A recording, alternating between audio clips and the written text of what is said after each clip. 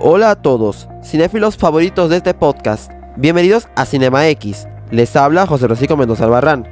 En este nuevo capítulo vamos a explicar sobre la teoría de la música. Como saben, la música es un elemento clave en el cine, que da sentido a la película y consigue conmover al espectador, provocando que se recuerde no solo la historia, sino también su banda sonora. Desde los compositores más significativos como John Williams, Hans Zimmer y Danny Elfman, la música en el cine cumple una serie de funciones, como la expresiva, que da ritmo a la historia, la narrativa, de la música que instruye y contextualiza la historia en un espacio y tiempo determinado, la diegética, que dicha música se encuentra en pantalla, y la extradiegética, que dicha música se escucha únicamente al espectador. La música es un factor imprescindible para que la película tenga éxito, pero cuando hablamos de la teoría de la música, es el estudio de la estructura en la que intervienen los elementos, principios y fundamentos que la constituyen, tales como el ritmo, melodía, armonía, escalas y notación. Funciona como un sistema para entender, analizar, crear y comunicar ideas musicales, permitiendo a los músicos comprender cómo funciona la música y cómo mejorar su interpretación o composición. Piensen en ella como el lenguaje que nos permite entender y comunicar la música. Es como la gramática del sonido. Entre algunos conceptos clave que ayuda a apreciar mejor cómo la música se integra en el cine, encontramos lo siguiente. ¿Qué es el sonido? El sonido es una vibración que viaja a través del aire u otro medio y que nuestros oídos interpretan. En el mundo audiovisual, el sonido no es solo una vibración, sino un elemento fundamental que da vida y emoción a la imagen. Por ejemplo, imagina una escena de una película donde un personaje camina en un bosque. El sonido de sus pasos en las hojas secas, el viento entre los árboles y el canto de los pájaros que ponen ambiente, hacen que la escena sea realista y que parezca cierta. El sonido en el cine es muy importante, no solo en la música, también en los diálogos y en los efectos que dan vida a la escena.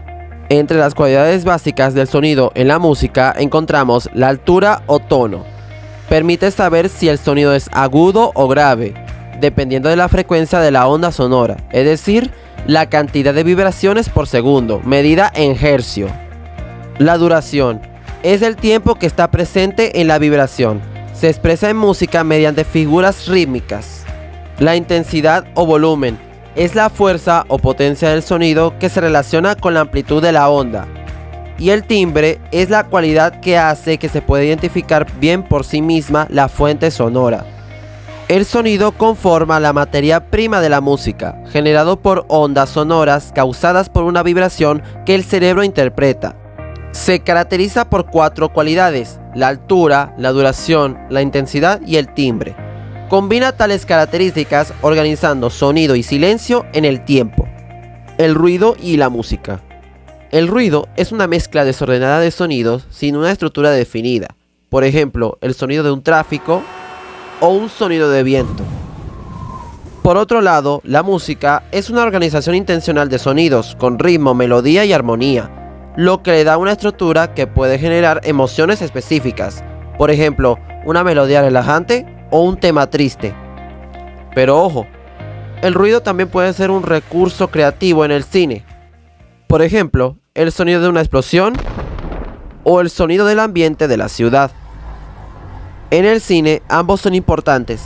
El ruido crea realismo y atmósfera, mientras que la música puede contar la historia emocional. Muchos compositores contemporáneos han incluido lo que hoy en día consideraríamos ruido en sus obras, transgrediendo así las fronteras de lo que se puede considerar como música. En el ámbito del cine y la televisión, la hábil utilización del ruido puede ser un poderoso recurso para construir atmósferas, pero también para expresar emociones de un modo más sutil. Según Jean-Jacques Nattier, semiólogo y profesor francés de musicología en la Universidad de Montreal, esta distinción entre música y ruido depende de la sociedad en que se produzca. Más bien, nos habla de un consenso entre los miembros de esa sociedad. Así puede ser que alguna persona considere como ruido a la disonancia, mientras que para otras personas esa misma disonancia sea considerada como música. Elementos de la música. Estos elementos interactúan en la música y su comprensión es esencial para cualquier compositor que busque crear una experiencia auditiva efectiva en el cine y la televisión. Entre los elementos de la música encontramos la melodía. Es la sucesión de notas, la canción que reconocemos todo el tiempo, el cual es la parte más reconocible de la música. La armonía. Son los sonidos que acompañan a la melodía, generando profundidad y emoción.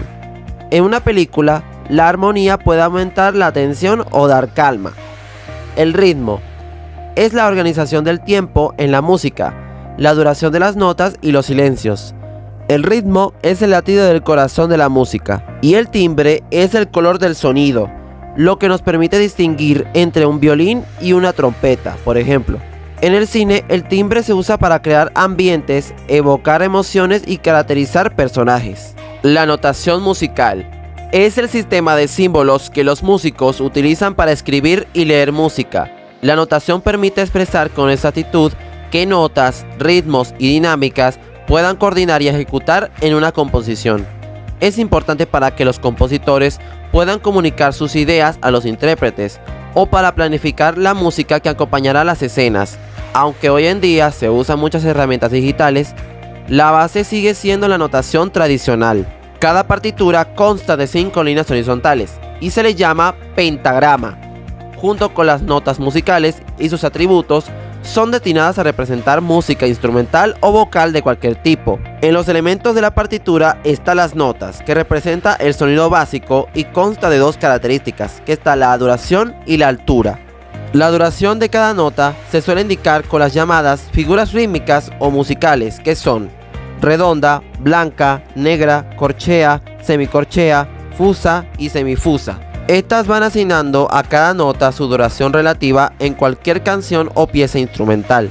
Las pausas representan el silencio, es decir, el tiempo en que la voz no produce ningún sonido y son llamados valores negativos. Las pausas se subdividen al igual que las notas en términos de duración y que cada pausa dura el mismo tiempo relativo que su nota correspondiente. La altura define qué tan agudo o grave es un sonido, que se determina por la frecuencia de vibración y representada gráficamente por la posición vertical de las notas en el pentagrama.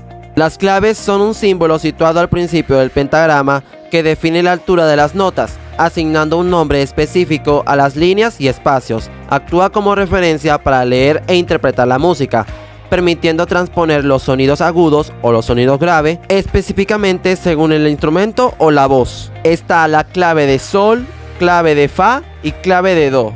Las alteraciones son símbolos que se colocan antes de una nota en el pentagrama para modificar su altura, elevando o bajando por un semitono o un tono. Son fundamentales para cambiar la tonalidad, añadir tensión y modificar notas naturales. Está el sostenido, que eleva la nota un semitono, doble sostenido, que eleva la nota a un tono entero, bemol, que baja la nota a un semitono, doble bemol, que baja la nota a un tono entero, y B cuadro, que anulará cualquier alteración que se haya establecido anteriormente a la nota que acompaña.